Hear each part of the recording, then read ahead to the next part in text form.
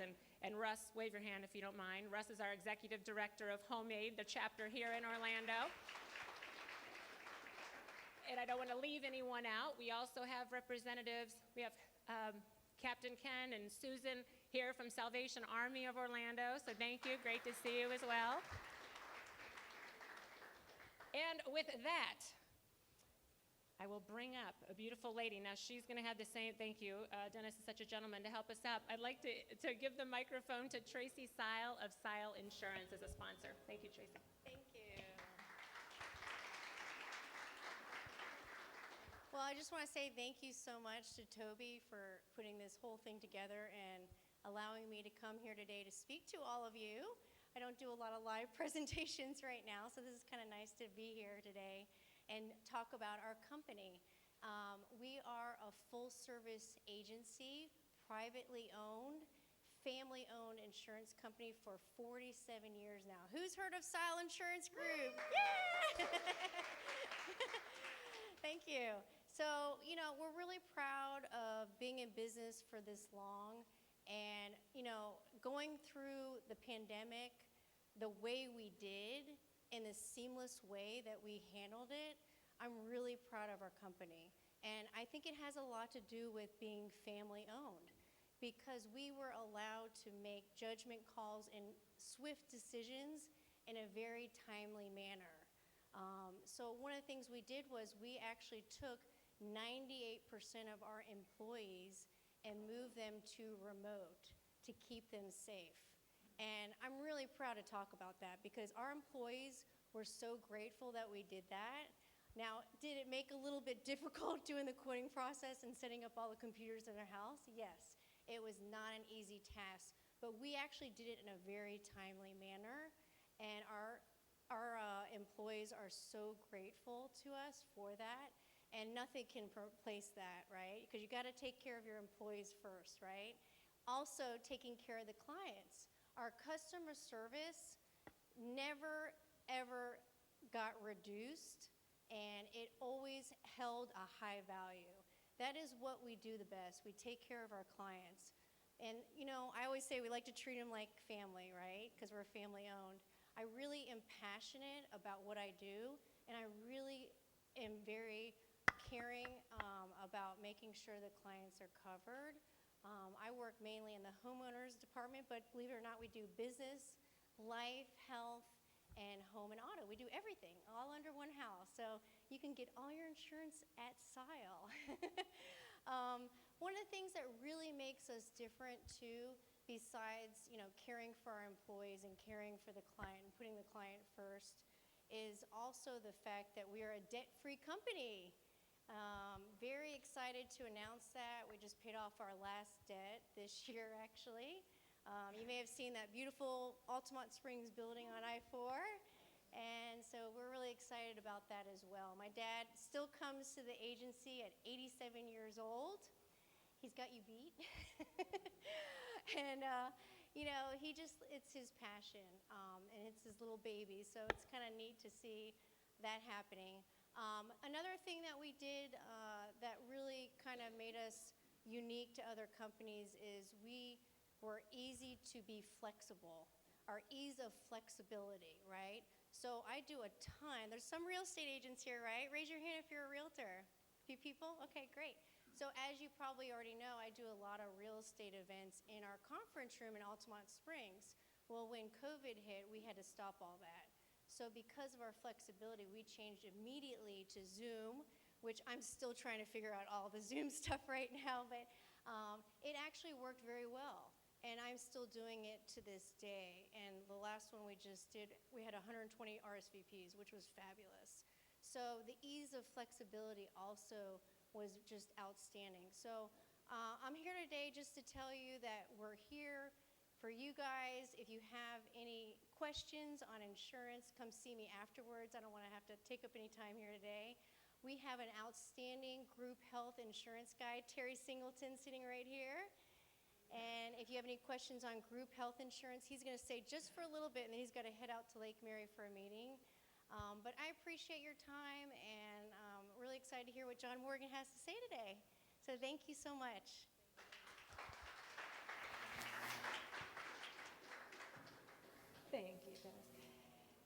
And then lastly, I said I was going to bring John up right after Tracy, but I lied because I'm looking at beautiful Brandy standing over here, and I wanted to make sure that I pointed out Brandy Bennett, and this is her home away from home. She's the location manager of ESpaces here, so let's give them a round of applause for hosting us here. Thank you. And I encourage you, if you haven't had an opportunity before to walk around when we're done talking, I encourage you to look around the beautiful space. There's 30,000 square feet, so if you've only gone on this side and the other, trust me, there's quite a bit of space that you can walk on either side, and they have, offices for rent and collaborative workspace available and meeting space. Now, this is kind of an interesting meeting space because we wanted to, given the circumstance, we wanted to kind of open everything up and make sure everybody had plenty of space to spread out, but they do have a lot of different meeting rooms available as well. So with that, dun, dun, dun, let's bring up the one, the only, Mr. Size Matters, Mr. John Morgan. Come on up, John. Give it up for John, guys. Do you need a hand up? No, it's kind of scary, isn't it? So let's give him a mic over there. Have a seat, if you don't mind, or stand if you don't mind. You don't want to fall off the back. This could be a viral moment. So let's start at the beginning, if you don't mind. So leadership. So it's what I do for a living, right? So I'm a leadership and sales coach. So I work with organizations to help level up their leadership team, help them with recruiting, building strategies, prospecting, marketing, everything to do with running an organization. And I don't think there's anyone that exemplifies leadership in the way that I would define leadership, which I define it as influence, right? We'd agree. Leaders influence other people. They influence their teams. They influence their clients and their customers. But how would you define leadership? How would you define a leader, John? Well, I didn't study the questions, so These are very hard-hitting. I Like should've. I said, these I are should've. very, very. I would describe a leader as someone that people follow because they want to, not because they have to. A lot of people slug through work following leaders that they don't respect, don't value, don't like. They just kind of hold their nose and do their job. But the great leader is the one that people want to follow and want to be with. So that would be my answer. I like it. And by the way, I ask on social media, which if you don't follow John on social media and watch his 60 Seconds with John, and he has all sorts of stuff out there that's really great, I encourage you to make sure you follow him.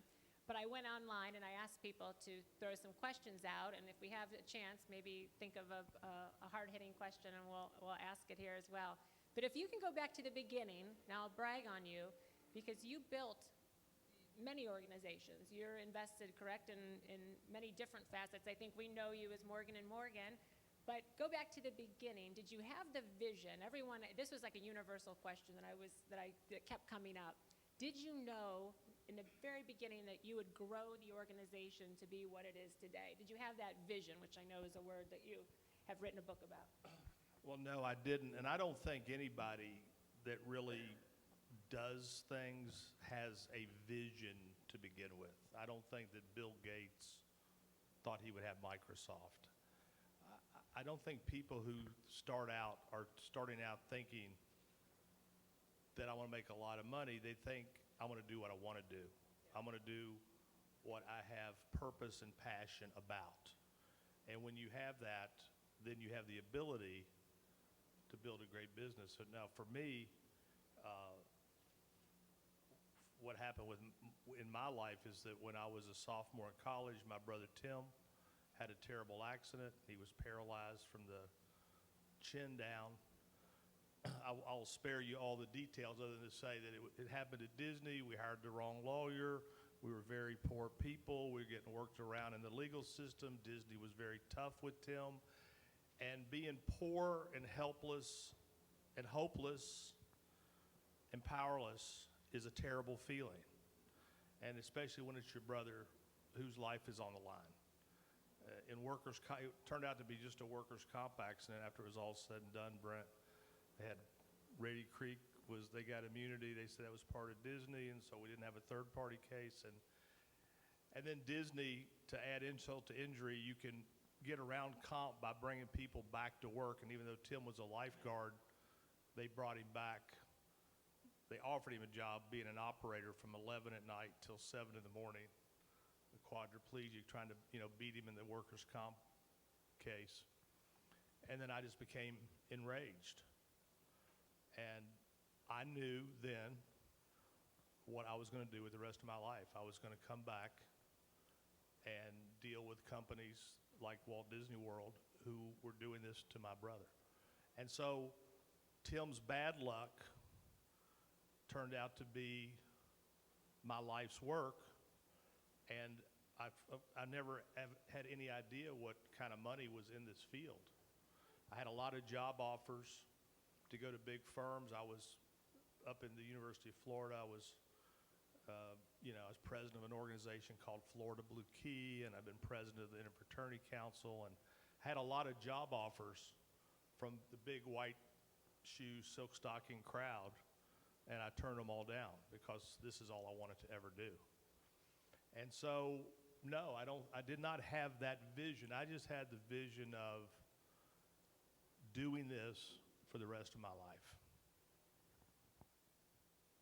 So was there a case that really catapulted you from one level? I'm trying to think of a scaling type of a question, right? So a lot of us as leaders in the audience, we're kind of grinding and we're growing and there's this consistent trajectory. Was it like that with you?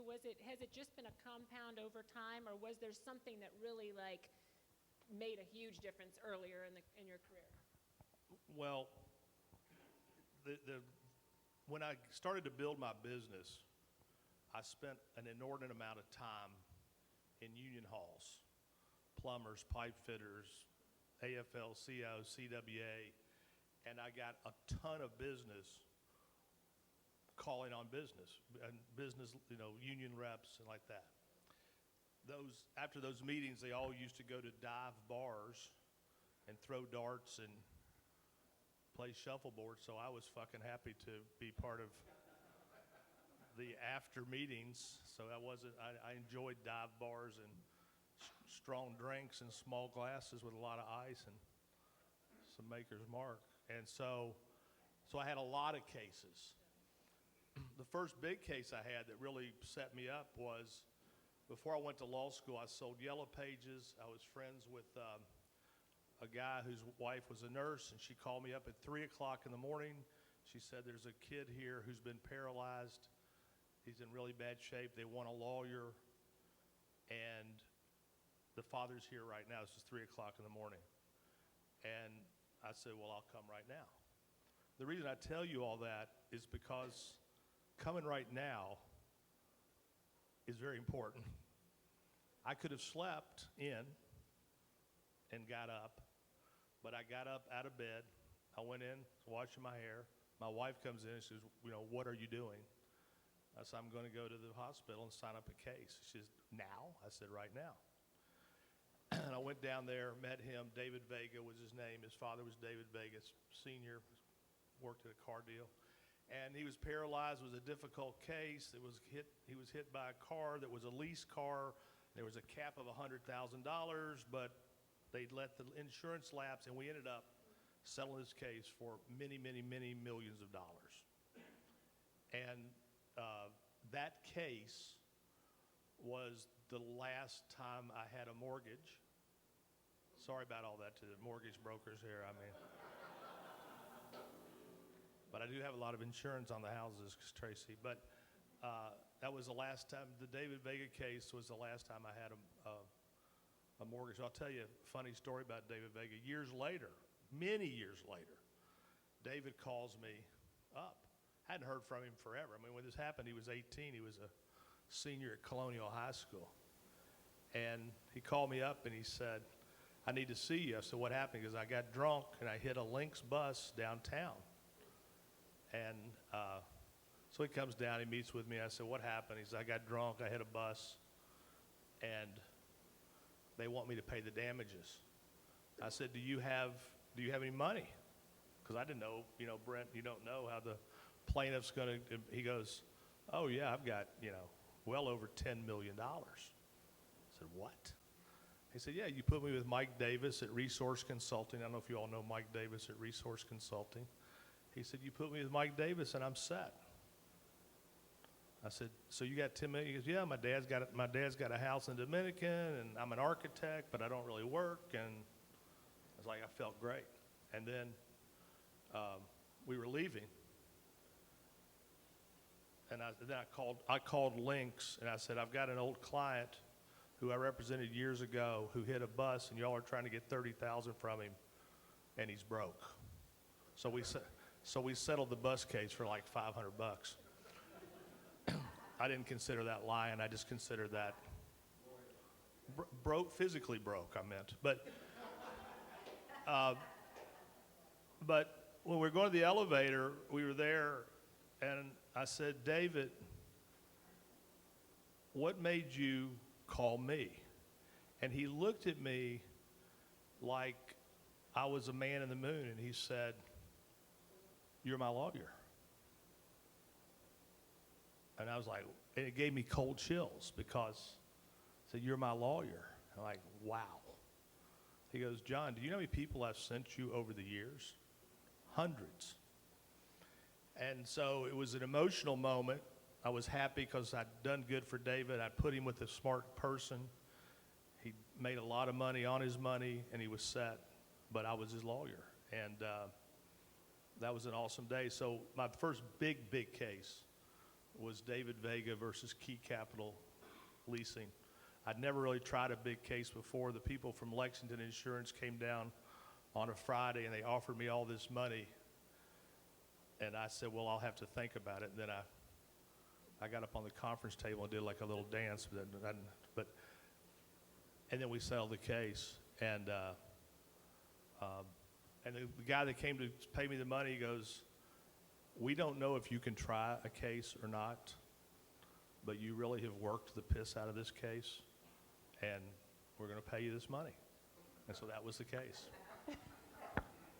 So something that I have heard, and I'm sure maybe you have, or maybe you haven't heard this. So a few people have said to me when they knew that we were going to be having this discussion, and they said, I can't imagine the money that John spends on advertising, on marketing, on billboards and commercials. So we think of him here, at least I think we all think of him, tell me if I'm wrong, in Central Florida, we think of John as like our John, like, right? Orlando's John, right? Like he's our John. But he's everywhere. If you've traveled anywhere across the country, he's in New York and he's in Atlanta. I mean, you're everywhere, right? So he's the nation's John Morgan. But talk to me a little bit about the money that you spent, especially if you're going back in the beginning after that case, because a lot of people would say things like, well, if I had that kind of money, I would spend a lot of money on marketing too. I would invest more into my business. My adage is, if you have any money to invest in your business, how much are you spending? Is there a percentage? Was it in the beginning like, I'm going to spend this much of that settlement or whatever it was back into my business, or did it just grow? How prescriptive was that? It started where I went to two banks to borrow money. One gave me a line of credit for $50,000, and the other bank was this bank, Sun Bank, who gave me a line of credit for $100,000. So Sun Bank became my bank. It was that simple. Somebody asked me, so why are you still with Sun Bank after all these years? And I said, well, they've never said no. And until they say no. So when I got that $100,000, I started out going around to all the people who were advertising on TV and asking them for their business. I was taking their hard cases, the cases they didn't want to try. There's three firms. It was called Jacobs and Goodman, who you all probably remember. There was a guy named Joe Kramer, and then there was Whitaker and Kepke. And they gave me everything. And basically what they gave me was everything that they would have thrown in the dumpster. So I was up in their dumpster pulling out, half-eaten cheeseburgers, and that was my dinner. But then I saw how effective television was. So I had to call all those three guys, tell them, look, I'm going on TV. They say, then we're done with you. I said, I understand. That's what I'm going to tell you. And so I went on TV with a $100,000 budget. And to tell you how creditworthy I was, Channel 6 is where I advertised, and I had to pay COD before they would run before they'd run the ads. And they almost wanted it in cash, but I'm like, well, and so as time went on, I finally got a formula where I wanted 15%.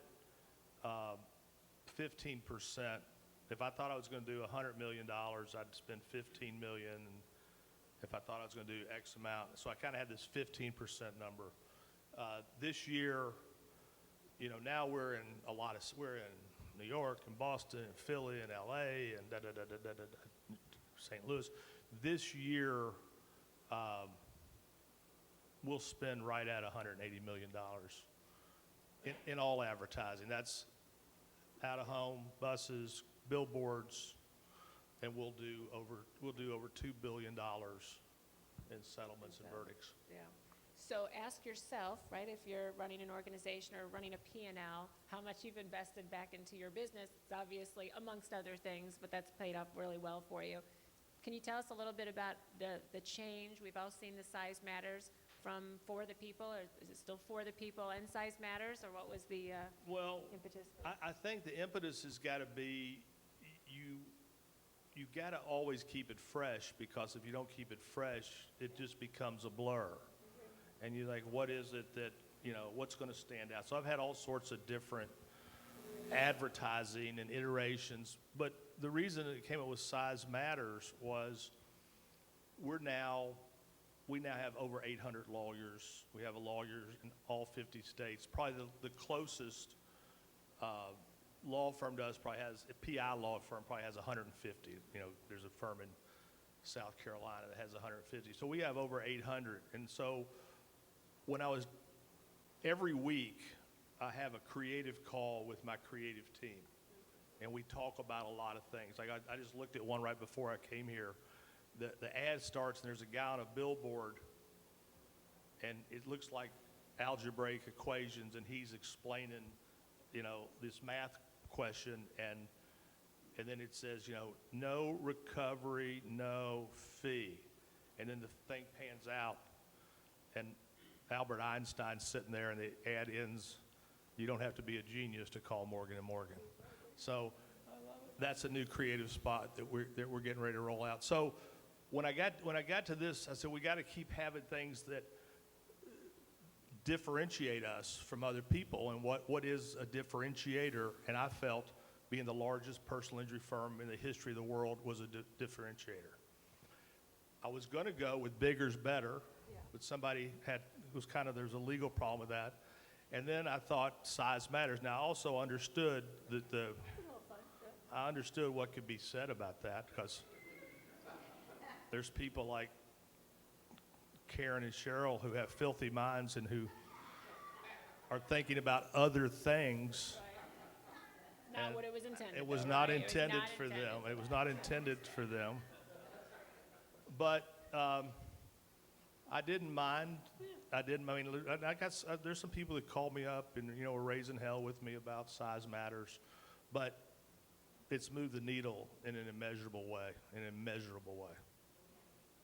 Can you tell us a little bit, really quick, about the strategy that you have right now? And you're asking for a jingle. Can you share a quick minute? Well, part of my creative meetings, we started talking one day about, we've never really had a jingle, and some great companies have these great jingles. McDonald's and Coke and I thought, what if we had a jingle? And I don't want it to be corny, but I thought, you know what? There are so many smart people out there in the world. Justin Bieber was discovered on the internet. I'm like, if we can discover Justin Bieber on the internet, we can get me a fucking jingle out of it. Right? With the whole world out there looking for it, writing them. And so then I said, well, we'll do this. I got to get their attention, so I'll make it a prize for $100,000. If I get a jingle I like, It's worth $100,000. And also, and what's really happening is the free media that I'm getting right now about this contest is almost immeasurable. I mean, it's probably millions of dollars. I mean, we're the splash page of Yahoo this morning. We're the splash page of all the social media. We're in front page for Reuters. I'm doing radio all over the country. So I get that advantage. And then I may get a great jingle, and then I'll get the jingle, and I'll put it in the ads. So if anyone here wants to write a jingle, you can go online and get all the details. You never know. There might be a writer right in here. $100,000. Dan, for you. So I'll brag on you for a second, John. So there's a couple stories I will share. One Be careful. Yes, okay. So one is, these are good stories. A lot of shit's not true.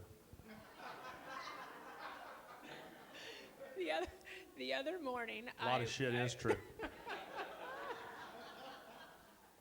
I was on a call with Seminole State College, and we were talking about a scholarship, and I'm involved with an organization where we're doing a private scholarship that we're adding to their roster. And I went to Seminole College when it was Seminole Community College years ago, and I'm on this meeting, a Zoom meeting, as Tracy mentioned, and someone on the Zoom said, "Hey, Tobi, I see that," and I don't know these people very well, and they said, "I see that you're doing a meeting in a couple weeks with John Morgan." And there's about 10 people, and I said, I am, yes, I'd love you to join. I didn't know where he was going with that. And he said, "Oh, we love John. He's a big supporter, a big contributor to the college."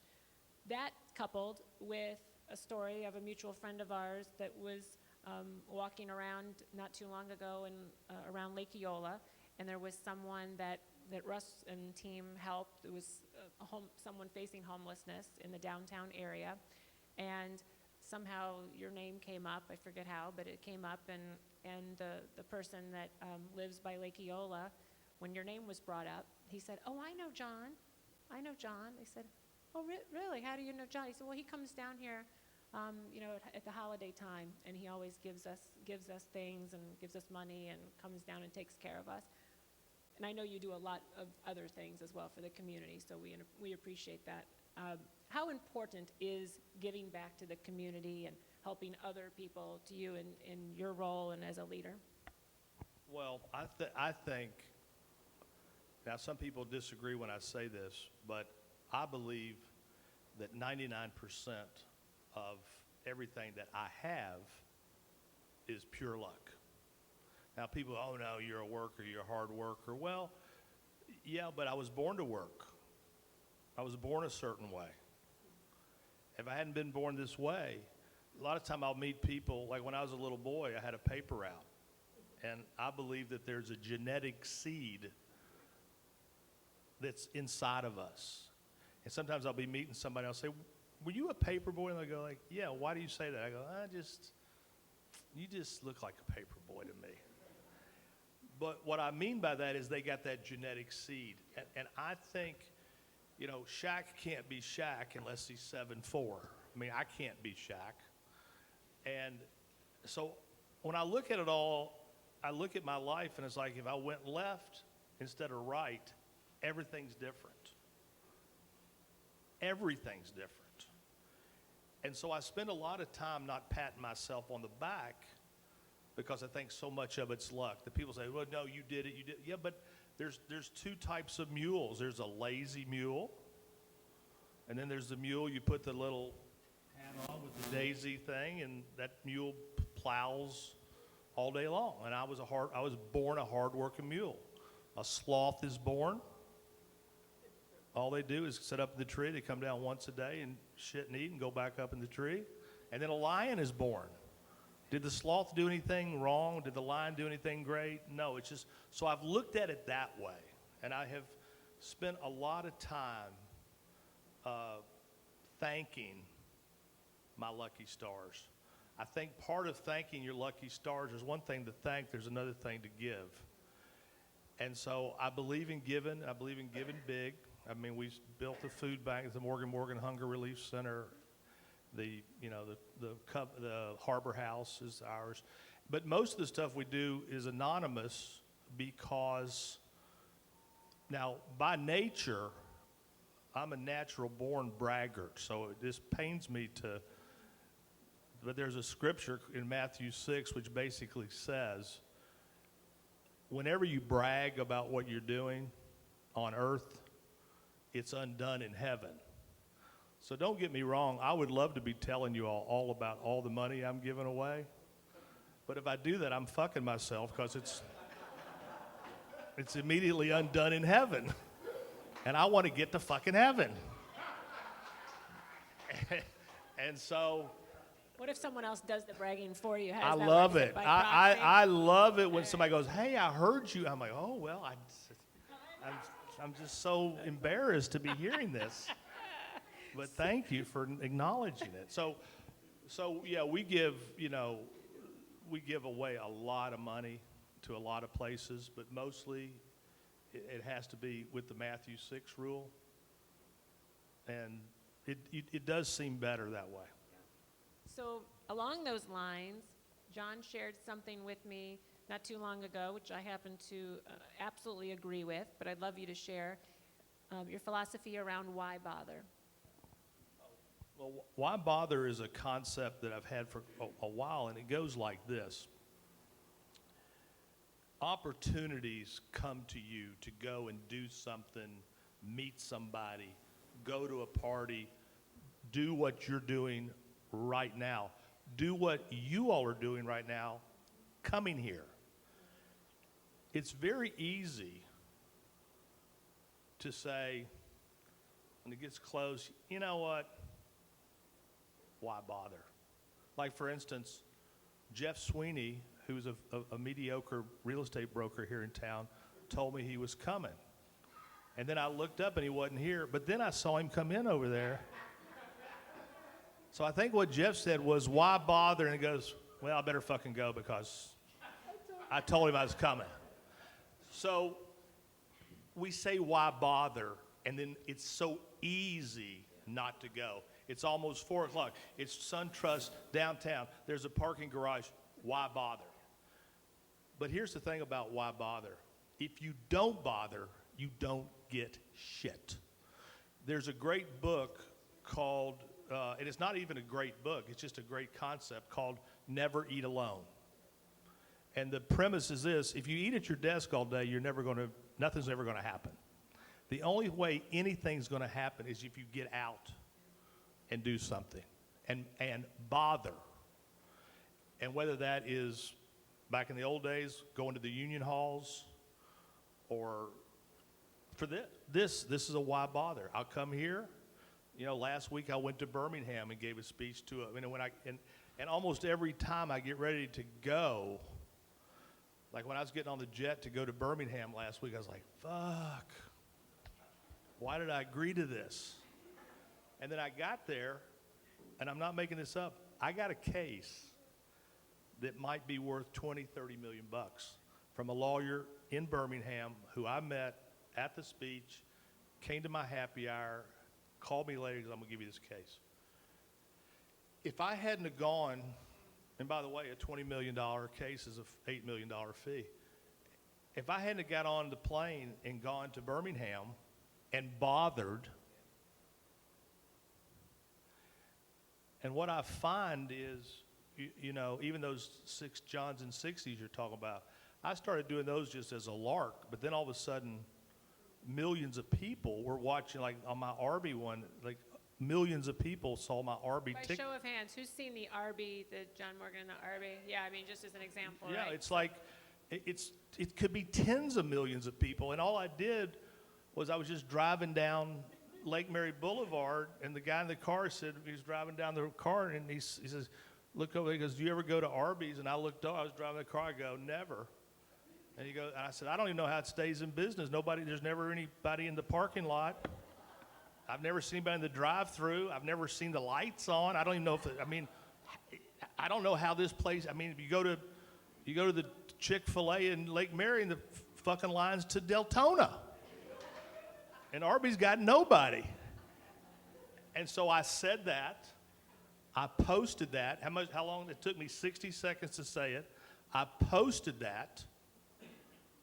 I get a tweet back from Arby's that said, "Why the hate?"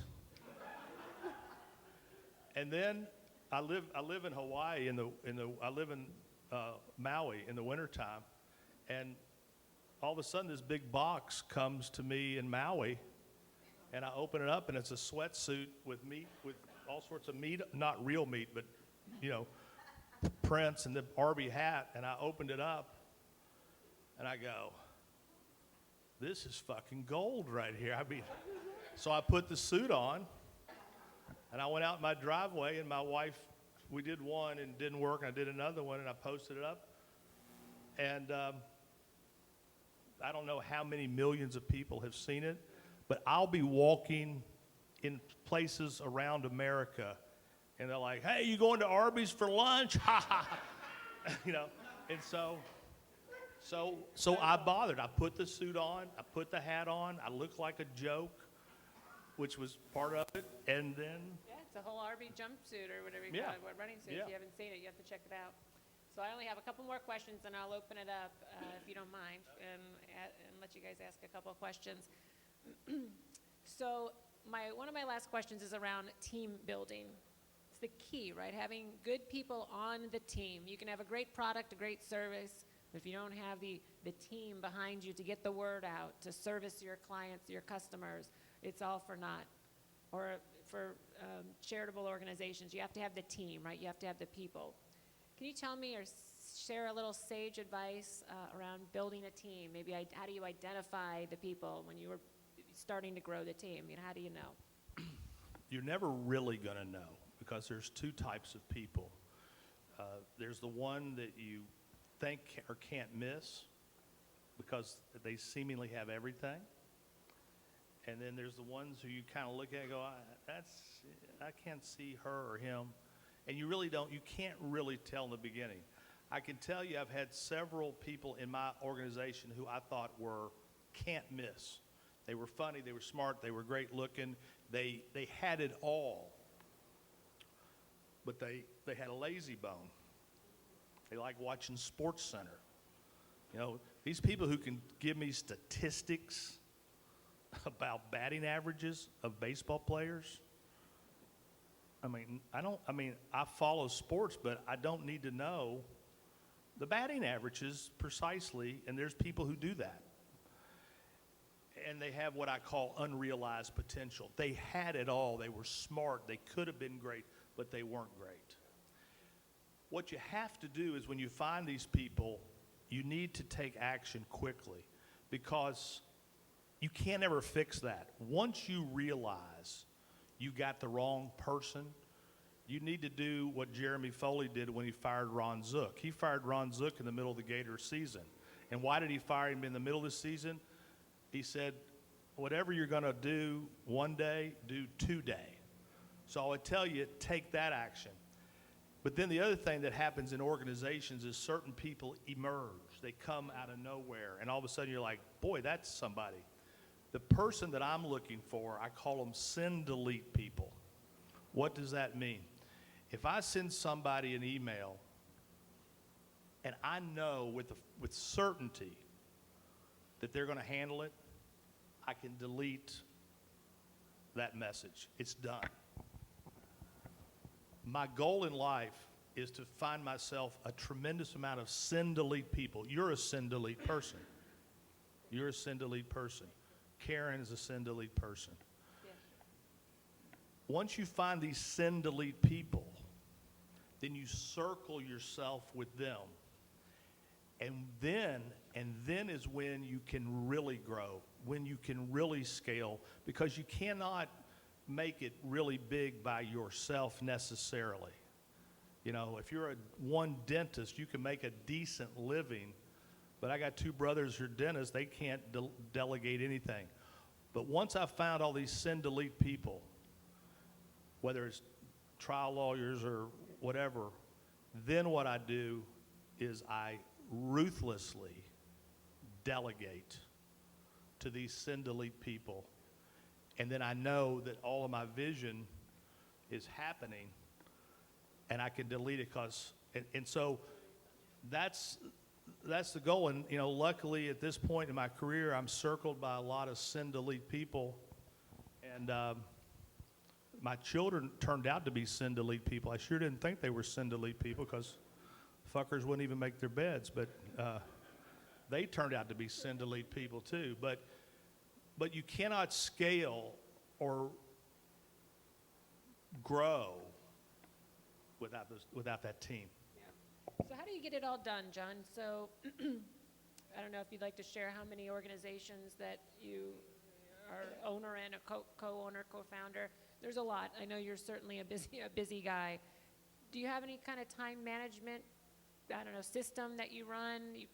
What do you do? How do you know where to be and get it all done? My main business, I have all the law firms, of course. I have a bunch of hotels.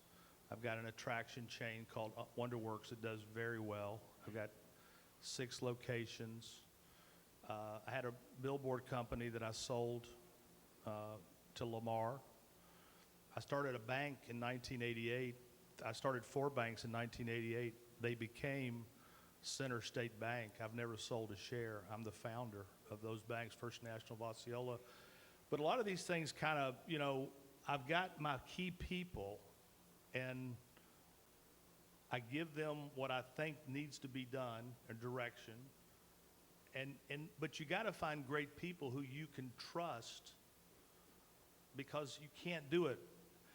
And if you do think that you can't delegate, that only you can do the job, I want to remind you something that I remind myself all the time of, and that is that graveyards are full of irreplaceable people.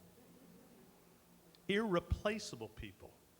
Sometimes somebody will come in and go, well, we got a problem with so-and-so down in Fort Lauderdale, and I don't know what we're going to do. She's just not doing it. I say, just pretend she's dead. You know, what? I said, what if she died? What would you do? Well, I mean, what? I said, she's dead. Figure it out. Do it. And once you get to the point, because listen, there's not enough time in the day to scale a business where you can really get filthy rich, drilling the teeth yourself. Yeah, when I was starting off my career in my early 20s, a mentor of mine at the time said that exact thing. They said, you know, you need the cooperation, you need the surrounding yourself of strong people with strong people. When you're young and maybe too ambitious, you think you can do it all yourself, right? You learn as you go through life that you have to have the team to get anything really big done. So I'm going to open it up. So I'll let 2 people ask questions in the essence of time. Any advice, anything looking back that you would share with the, 30 year ago, John? Well, look, there's been some bumps along the way, you know, but it's really, when I'm sitting here today, it's really hard for me to not be happy with the way it turned out. The thing I'm happiest most about is that so many people took this ride with me that are still on this ride with me and have made a lot of money with me. To me, that's one of the best feelings, is when you got people who bought in with you, took the ride with you, and then sometimes they come and retire. Like I had a guy the other day he's 54 years old, and he's gonna retire, and I said, are you able to retire? And he's like, yeah, I got, a lot of money. My house is paid off, and I don't spend a lot. And although I was sad, I was happy because he trusted me and I trusted him, and he gets to go live, his life. And so when I look back, there's a ton of mistakes that I made. But, failure can be your friend as well. You can fail, learn, get back up. The greatest mistake you make is when you fail and don't use that to your advantage. And so when I look back, I know I made a lot of mistakes, but sometimes it worked out. And so I would say there's a lot of things I did wrong, but at the end of the day, the way it turned out, I'm okay with. You got a great family. Well, that would be, I would say that. I say, if I had to say, what am I happiest about? What am I proudest about? It would be my 4 incredible children. And, you know, they're very smart. They're very ethical. They're very moral. They're all smarter than me. My daughter, I call her my shrink because she's the one that tells me, you know, when I'm fucking up, and in no uncertain terms. And it's good to have people that love you, that can talk to you like that. But my boys have turned out to be some of the great trial lawyers in the state of Florida. I mean, my son Matthew, all he gets is multi-million-dollar verdicts. And then we're together. Some of them live across the street from me at the beach. I got a row of houses at the beach where all my children live with their grandchildren. So that's been the great. And some days, like today, you know, I can end my day and all of my children could theoretically be in my office when the day ends. And how does it ever get better than that when you're an older guy? That's awesome. All right, 1 question, 2 questions? All right, yell it out, loud and proud. What is the one non-negotiable quality you look for in people you have to see yourself with? And the one, the fact you will never tolerate? What's something you are looking for when those people that you surround yourself with, and what's something that you would not tolerate in those? The thing I don't tolerate are liars. I mean, if somebody lies, they're a liar. I mean, and they lie enough, it's just a liar is a liar is a liar, and it's like you're just wasting your time. The person that I want to surround myself with is someone, there are 2 types of people. And most people have a satiable appetite. Once they make X amount of dollars, they're satisfied. That's the danger of the business, because you could have a real estate company, you could be a broker, or you could be a Sile Insurance, but you could have some brokers who are not as hungry as the owner. And I know nobody's hungrier than Tracy Sile. I can promise you that right now. She learned it from her daddy. He lives across the street from me. But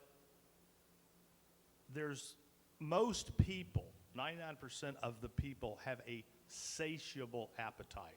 They get to a certain number, and that's enough. Then there's another group that I'm looking for. That's the insatiable. There's, no matter what they do, they want to do more. They want to do better. And by the way, it's really not about the money. When I sold Yellow Pages, if I do say so myself, I'm the greatest Yellow Page seller in the history of AT&T. And you know what drove me? I was there for 18 months. The last year I worked, I was 21 years old before I went to law school. I made $70,000 selling Yellow Pages in 1979. But they used to put the 3 leaders' pictures on the wall. And I didn't really give a shit about the money. I just wanted my picture on the wall. And they built this little office called the Millionaires Club, and the 3 top producers got to go into the Millionaires Club, and everybody else had to look in. And I'm like, wish you all were here in the Millionaires Club. We're having a ball in here right now. But what drove me wasn't the commission. What drove me was the recognition. The recognition. And so I try to find people who have self-pride, who it matters to them if their picture's on the wall. The people who don't care about the picture being on the wall, I don't want them there. So. Yeah, that makes sense. I like it. All right, there was someone else's hand that I saw popping up. I lost it. All right, well, listen, the why bother, there's not enough words, John, to say how much I appreciate, how much we appreciate you being here, because I know how busy you are, so it means the world. So thank you so much. Thank you, everyone. Thank you.